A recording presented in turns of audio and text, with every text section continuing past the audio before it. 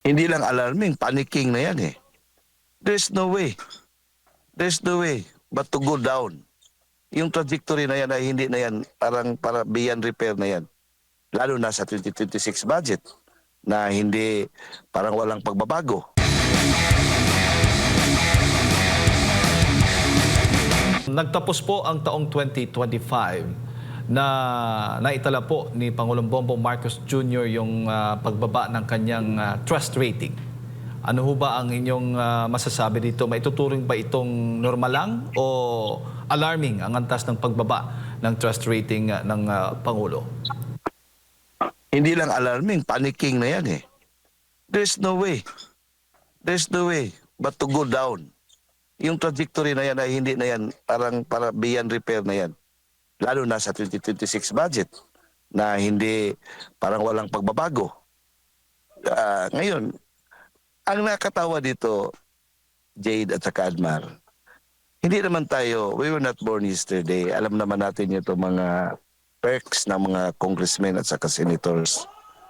Para sa akin, narinig ko naman yan na every recess or adjournment or mga Christmas break nila, meron sila mga bonus yan.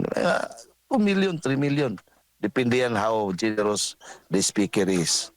Parang normal yan lang. Pero ngayon, as what Congressman, the neophyte Congressman Libiste, na bago pa, nag-i-expose dyan, yung what has been traditionally made by them ay ipinamukha ngayon sa tao, yan ang impact din sa tao, parang masakit, lalong masakit dahil uh, tingnan mo, paano niyo ninakaw yung pera namin, paano niyo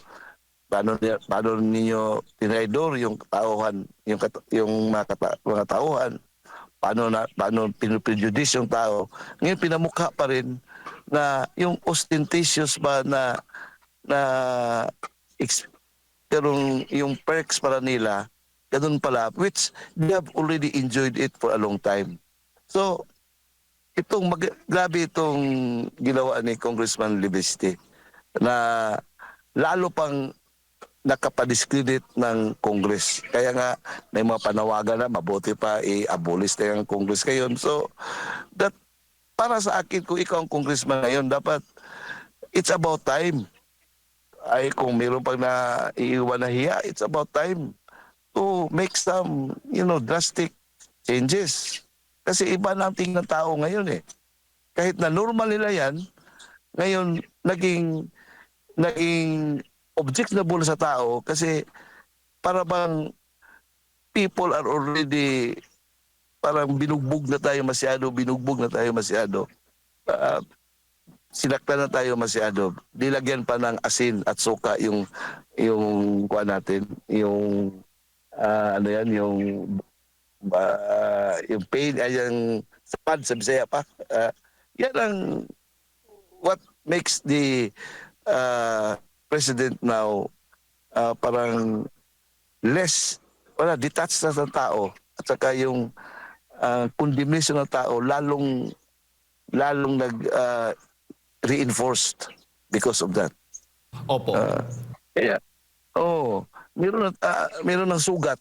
Sugatan na tayo. Sinusugatan na tayo. Nilagyan mo nila ng suka at saka asin. Lalong mahapdi na masyado. Kaya, they are not helping the president. If they want the president to succeed, not to succeed but to survive until 2028, they should have come up with a budget na parang masabi ng tao, oy, nag-reform pala. Kahit na na-prejudice na tayo, kahit na nasaktan tayo sa 2025, somehow, parang yung pain natin ay parang maibsan dahil may pagbabago. Pero walang pagbabago eh. Lalong ginagalit lang tao, lalong sinasaktan tayo. Kaya nga, they are not helping. They are helping the downfall of the president. Opo. This year, attorney, ano yung expectation po ninyo sa issue ng politika, lalo na po dito sa administrasyon? Ngayon, makita natin how can I don't know saan na kukunin yung kanilang mga political initiative, saan sila huhugot with that kind of negative trust rating from the people. Maybe they are politicians. They are listening. They are looking at the where the political wind is going. Yun naman talaga ang normal na behavior ng mga political actors. So we can expect jumping na yan eh. It's about their survival. Opo. Dapat itong budget na ito ay parang jump start ito for the president to rebound. Pero they are not helping the president. Or maybe the president does not also want that kind of reform. Wala nang magawa. Pero sa tingin po ninyo, attorney, yung patuloy na banat doon sa mga Dutertes, makatutulong na makabawi, mabawi yung tiwala, maibalik ang tiwala ng mamamayan sa administrasyon ni Bongbong Marcos? Hindi, kung basketball pa ito, Jade or Admar, yung game plan ba? Dapat yung game plan na yan, dapat kuha nila yan, baguhin. Dapat mayroong new set of new tactics na gawin nila kasi yung taktika na yan ay hindi nagbigay ng it does not help them. In fact, it boomerangs. So, kung ako ang coach diyan, dapat mayroong adjustment, mayroong malaking adjustment na gawin kasi it's not working. Kung patuloy lang gawin yung formula na yan, so lalo nang mapapabilis yung pagbagsak ng administrasyon kung itutuloy na yan na it's not working, it's destroying their game. Opo. So bubo na talaga sila kung itutuloy ng ganong strategy na yan. Kung sinong coach na yan, dapat i-punish yan o palitan. Opo. Di ba? Yun parang normal kung nag-hire ka kahit na isang company, mayroong gano'n na strategy na it's not working. So yung the one that to strategizes it must be removed.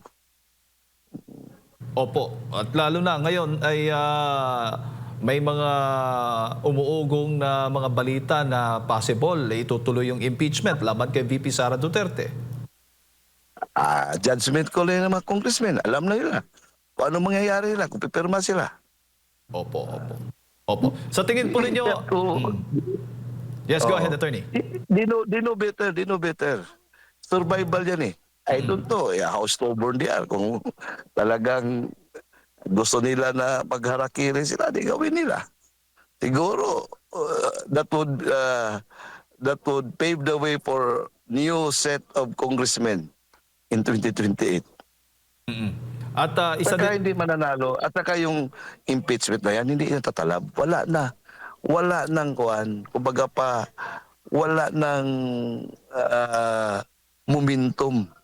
Kung eroplano pa yan, hindi na maka-take off. Opo. Anong basis nila? 125 confidential funds? Paano ba yan matatanggap? How about the billions or trillions of mga ghost projects na nandiyan talaga? Hindi lang yan guni-guni, kundi talagang hard and solid evidence nandiyan. Paano yung mga testimony nila ni Gutisa, testimony nila ni yung former appropriations chair sino yun? Saldico. Ang dami pa yung kay Yusek Cabral na files. Paano ba nila na yan isintabi and then they will focus on the 125 alleged misuse pa lang yan, hindi yan graph. Wala talaga. Ang kuha nga palagi nagbibigay ng modified opinion. Ibig sabihin, maganda yung pagkagasto, use ng funds sa Office of the Vice President. So, how can they make a narrative na katagap-tagap na tao na si Inday Sara ay kanilang i-crucify, na samantala yung mga traidor ng bayan, yung mga lumulustay ng ating sakaba ng bayan ay parang libre lang? Hindi yan siguro matagap ng tao yan.